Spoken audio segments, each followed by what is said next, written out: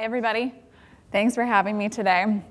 So I'm going to talk to you about a pilot that we did with the Nuance Interactive Natural Assistant, also known as Nina, and walk you through a little bit about what we did, what we learned, and how things went. So quick overview of US Bank for those of you who are not familiar with us. We are the 5th largest bank in the US. We're headquartered out of Minneapolis, Minnesota. That's where I office. You can see a little bit about our disbursement there for our revenue mix. And our 3,100 branches are primarily west of the Ohio River Valley. That's where our retail footprint is. We are national in our wealth management and wholesale businesses, and then we are international in our payments business, primarily under our Elavon brand. So quick little overview of who we are. So let's talk a little bit more about the pilot and what it actually took to get to pilot. So again, this was a partnership that we did with Nuance using their interactive natural assistant and mobile banking. So the platform that we used, we actually have the benefit of having multiple mobile banking platforms within the organization, depending on the product type and the business line.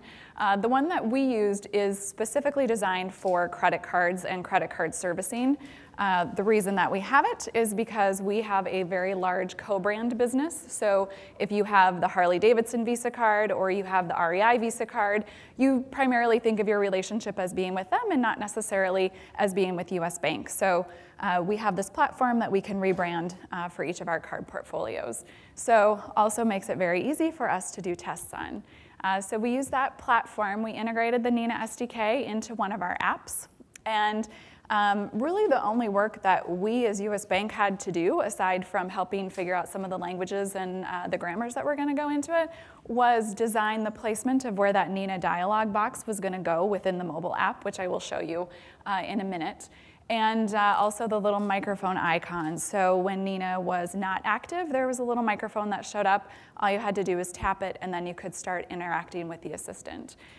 Out of scope for us was doing pretty much anything else to the app. We really wanted to leave the app as it is and simply integrate the voice capabilities into it. However, throughout this process, one of the things that we did decide to add was the ability to search and filter transactions. And the reason we decided to add that is because that's something that's actually very easy to do with a voice assistant. That is a little bit more complex to do if you have to type it in and tap and search and do all of that on your own. So a little bit about the use cases that we did. So the first thing we did was we showed Nuance basically wireframes of every single page within our mobile app and how to get there and how it worked. They took that information, worked alongside us to really figure out where were the best places to insert voice and to allow the assistant to help. And really what we did was we landed on 3 different use cases. So one was navigation, so simply finding your way through the app, getting to the page that you needed to be on. The other was being able to make a payment towards your account, so be able to pay your credit card bill. And then also do that transaction search that I talked about. So once we had that mapped out, then the Nuance folks went to work, and they really mapped out each of the intentions for us and determined how that was all going to work. And so what we did was we limited it to 7 different intentions. So an intention really is the page that you land on. So for instance, if you asked for your account balance or your current balance, it's actually going to take you to the same screen because that information is there, and that counts as one intent. So you may be able to ask it 20 different things to get you to that page, but that's what we consider to be an intent. And then really what we did once all of that work was done was we provided some additional insight to Nuance in terms of just the different vernacular and the grammar and things that our customers use specifically to describe our products and interact with them so that they could incorporate that with all of the other work that they were doing and all of the other grammars that they were putting together. So this was the scope of our pilot. We integrated the Nina SDK into one of the mobile apps, and it was our FlexPerks Visa app. We did the test with employees, and we ran it for 12 weeks. So because this is a live banking, mobile banking app, Even though we ran it with employees, they did have to have the credit card in order to participate. So yes, they're employees, but they're also customers at the same time. We built out those 3 use cases: navigation, bill pay, and transaction search. And then, as I said, we limited it to 7 intents, and that really was to make sure that we had a nice scope on the pilot and we knew how big it was going to get, and we weren't going to take forever trying to design everything. And because this mobile app is specific for credit cards and credit card servicing, there really isn't a ton that the app does anyway. So we were able to voice enable the majority of it simply with these 7 intents. So with that, I am going to show you a video and so that you can see how Nina actually works. The Payments Innovation Group at U.S. Bank is revolutionizing the way you bank. Voice control is becoming more widely used in mobile applications and can enhance the experience of using a mobile banking app. You can use the convenience of voice to access your financial information, view account balances, search transactions, and make payments to your account. When is a payment due on my account? Okay, I just need to log in. At U.S. Bank, my voice is my password. Thanks. Here is your account summary. Pay my statement balance from my checking account. Should I set that up now? Yes. Alright, it's all set up. The app understands what the user is saying by using natural language recognition technology. What's my current balance? Here is your account summary. Show me recent purchases. Here are your most recent transactions. It empowers customers to get the answers they need about their account without contacting customer service. What's my rate? Okay, here's information about our credit card rates. This new voice control feature transforms the mobile banking app into a powerful engagement tool, whether that's logging in, finding a transaction, paying a bill, or simply getting a question answered about their account. The future of mobile banking is voice.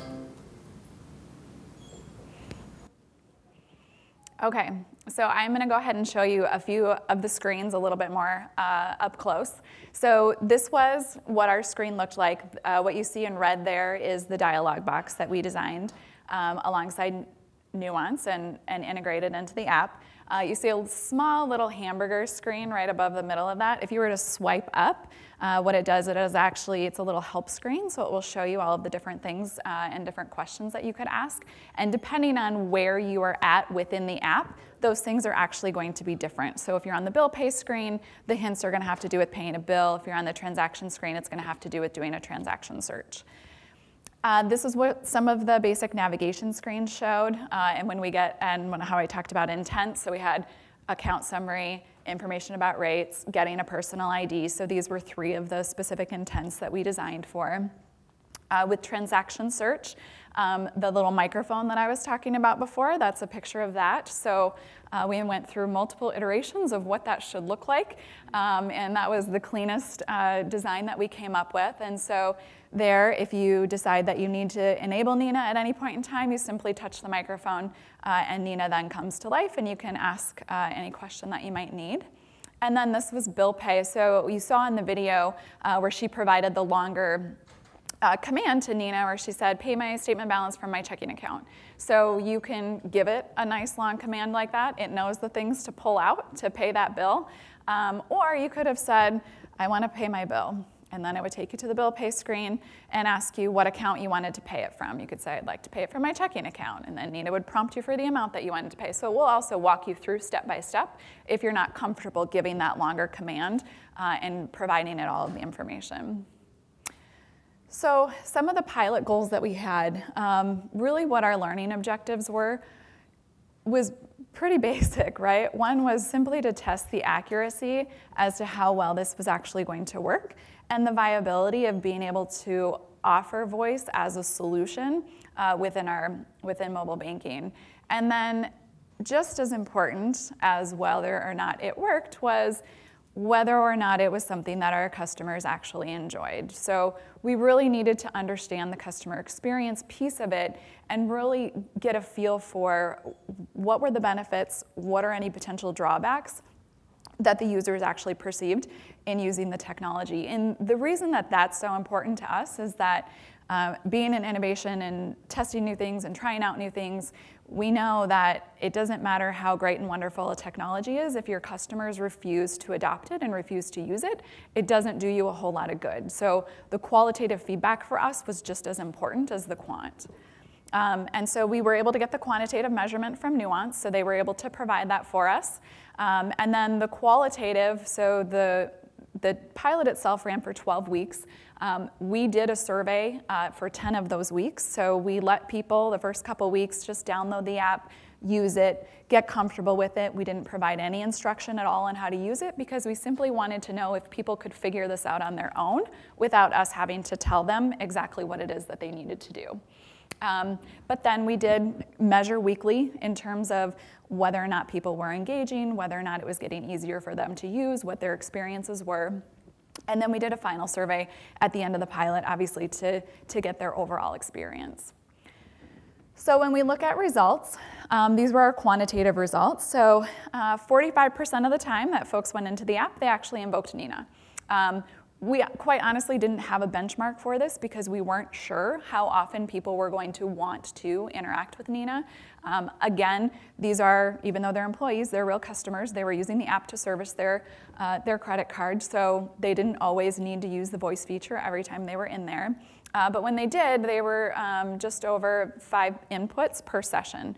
That might be a little bit high because, yes, certainly people were in there kind of testing it out and playing around with it and seeing what it was able to do.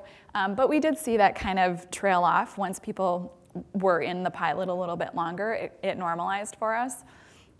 And Nina overall had a recognition rate of around 90%. So, and again, because we did those surveys week after week, we were able to actually track that, and it got higher over time. So when folks weren't quite sure what to do at first, and because, again, it was a little bit limited, we didn't voice enable every aspect of it, there was a little bit of frustration at first because not everybody understood exactly what they could do.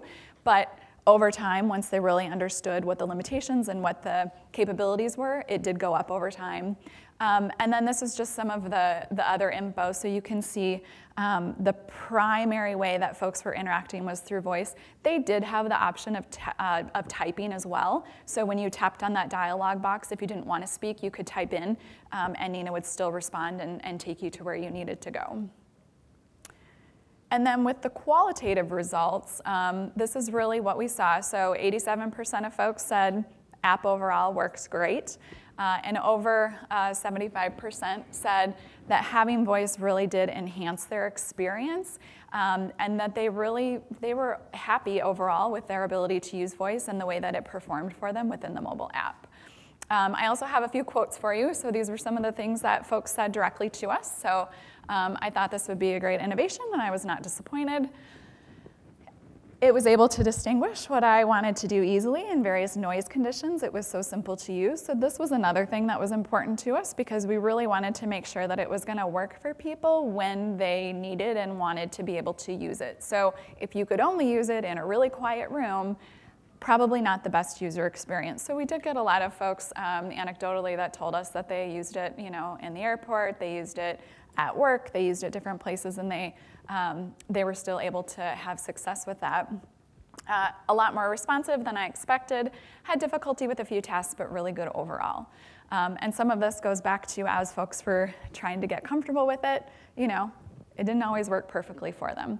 But this is my favorite slide really to share with people because I think it does a really great job of showing how people really felt about this. So in our final survey, I asked everyone to provide me with 3 adjectives that they would use to describe their experience with Nina. And then I took those adjectives and I was able to put it together into a word cloud. So you can see convenient, easy, fast, quick, fun, intuitive. Those are the things that really jump off the page. You'll also see, yes, frustrating, cumbersome, irritating, I think there's a couple other ones that aren't quite so positive, limited. And that really just, it didn't work perfectly for everybody, and we know that, and we realize that. And some of that we're able to fix as we go forward, so doing a little bit better tuning on certain things. So we did hear some experiences with folks where they, maybe asked for to make a payment of $15, and Nina thought they said $50. So there were some things like that that we certainly will work on to kind of tune better and make sure that we have, really the best experience that we can provide folks. But I would say, if you remember nothing else about what I say, this is really how people felt that it performed for them personally. So in terms of what's next for us, so these results have been shared throughout the entire organization. Folks were pretty excited about it. And really what we're looking for and what's most important for us is solutions that we can deploy not just in one channel, but in multiple channels. Also, one of the reasons that we really like Nina, because we're able to deploy this online as well as mobile. Nuance also has solutions for the IVR, so we really can offer a cohesive experience for our customers regardless of what channel they choose to interact with us on. So shortly after we did the Nina pilot, we also did a pilot with Nuance around voice biometrics, so their vocal password product. It was also widely successful and exceeded all of our expectations for voice biometrics. And so with that and with our interest in security, the bank actually chose to initially put our focus on biometrics. And so that really is where the focus for voice has been for us right now. So we are in the process of deploying vocal password. It'll be available later this year, and then we're doing kind of a full rollout in 2016, so it will expand beyond that. And that one is both mobile and IVR as well. So that's where our focus has been. Once we get biometrics out there, then we're going to be looking at how can we integrate the Nina solution and really look at it, again, across the channels so that we can have a really good user experience for our customers. So with that, I will take some questions.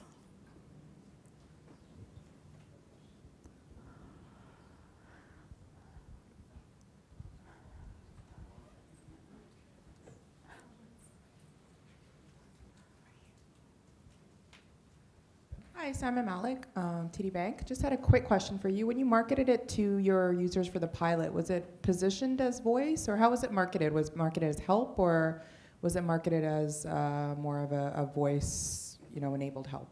It was marketed as voice. Yep. So we talked primarily about helping us test a new technology and using voice to be able to help you navigate through the mobile app, and we made some of those distinctions or the ties to being able to use Siri to do certain things for you, and how could you use a solution like that within mobile banking.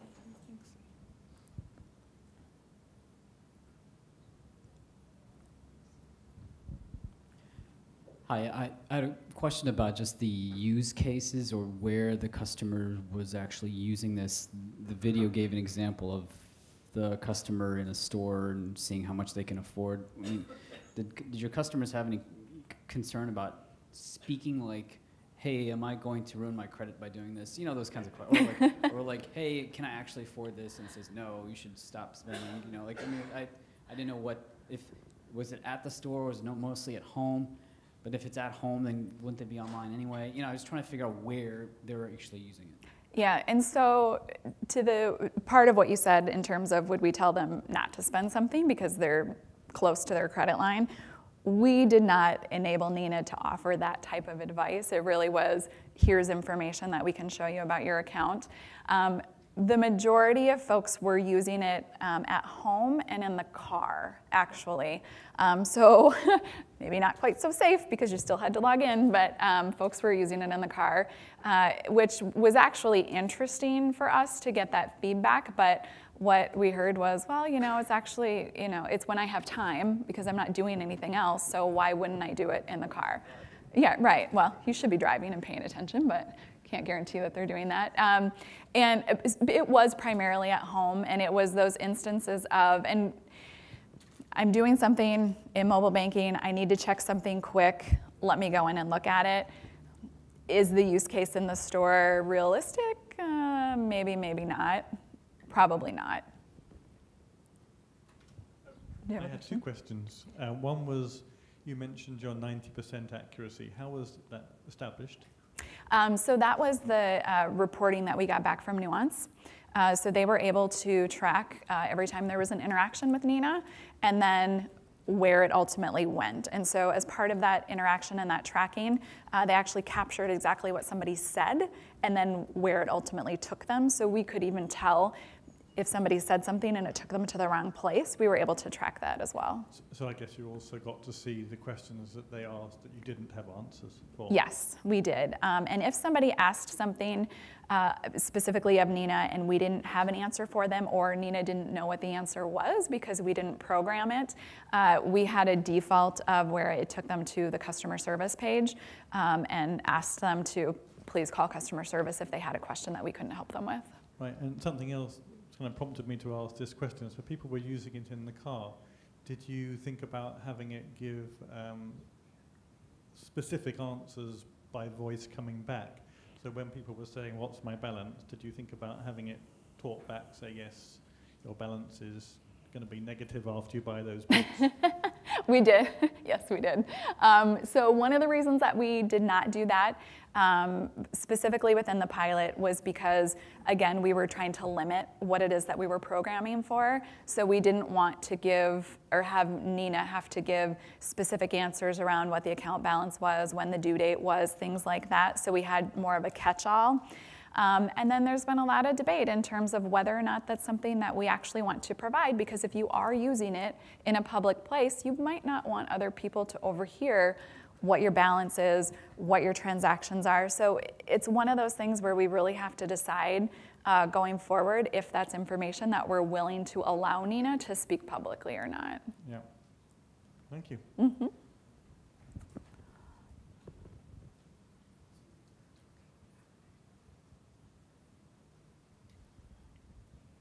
Just quickly, two questions. First off, do you feel comfortable sharing your average annual contact rate per customer? For Basically, how many times does a customer contact U.S. Bank over the course of a year? For the call center or for all channels? For all self-service channels. Well, for call center initially, but all self-service channels. Do you have a? I honestly don't even know the answer to that question. I really don't. I don't have anything to do with the IVR, so I don't know much about it. Well, the other question is, what process did you use for enrolling the voice print? Oh, so for voice biometrics? Yeah. Sure. So, because you did see a little bit of voice biometrics in there, those pilots were completely separate because we didn't want the results from one to impact the other. Turns out they both worked great. But so for enrolling the voice print, they actually did it directly through the mobile app. So we pushed it out to them. They went through a series of repeating the phrase at US Bank, my voice is my password, 3 different times. And then we were able to capture that and create the voice print from there. Thank you. You're welcome.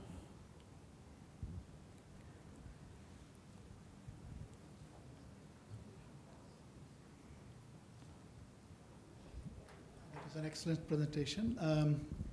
There's a lot of talk about privacy and who owns the data and stuff like that. And you did mention that you had to supply your pages and information and your navigational aspects of your application to Nuance in order to get them to build the application for you so that the intents are understood and the navigation goes always to the right page. Was that a concern for your users that you are actually sharing with a cloud-based speech provider some of your application intricacies where the user navigation data is actually available on the cloud? So thank you for asking that question. So I will make a distinction there. So Nuance did not do any of the programming work for us. So we did not share any of the actual coding with Nuance. So what they provided to us was simply the SDK for Nina. And then our mobile developers took an existing application and they integrated that SDK. And then from the speech side of it, what we shared with Nuance was simply whatever was being said into Nina. So we were very specific with folks. The one thing we did tell them is to make sure that they did not speak a password for any reason, to make sure that that didn't get shared. But there was nothing else that there's no other way that they were interacting with the app where they were actually sharing any type of confidential information.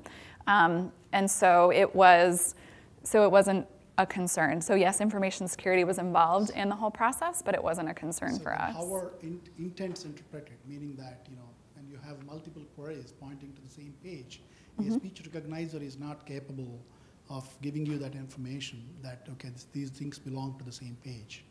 So that knowledge of the state or the context of the user has to exist somewhere. Oh, sure, and that's all on our side. So Nuance provided us that information and said, when you get this information, it should take it to this page. That was all programmed on our side. So we did all of that ourselves. So yes, Nuance was saying you need to show the account summary screen based on, whatever type of question they would ask. They know about the page, account summary page. They know what's on the page, but so does anybody who has the app. Okay. So it's not really confidential, because if you download the app, you also know all of the content that's on the page. Yeah, as a user, I know that, but I may not want a cloud-based provider of speech recognition to actually know what pages I'm accessing or that I have actually inquired about my account balance today, for example. Yeah, no, that's a fair question. We didn't have any concerns with that. Yep. And just a quick question about the implementation. It sounded like when you had the SDK, it was pretty easy to hook up to the functionality of the app. So are the use cases kind of pre-built out? Like some of the screens that you showed where if someone requests a list of their transactions, I mean, that's kind of out of the box, right? It's like that was already part of the app. Okay, so yes. if I was a bank, then I could go and acquire the same capability, and I would basically get the same use cases. I didn't have to program them all myself. Right. So we worked with Nuance to really figure out when somebody goes into the app, what are the main things it is that they're doing. And again, because this particular app only services credit cards, we didn't have all of the additional functionality that you would have in kind of a core mobile banking app. But again, Nuance has already programmed for all of those things because they've designed this specifically to do that. And so it really is then working around, do you have something in your mobile app that maybe nobody else has, and they might need to build that for you? But it really is then kind of a partnership with them in terms of figuring out what those grammars are. Right. So I mean, you start out with some generic capabilities, and then you can kind of customize them if you Exactly. need to. Okay. Yep.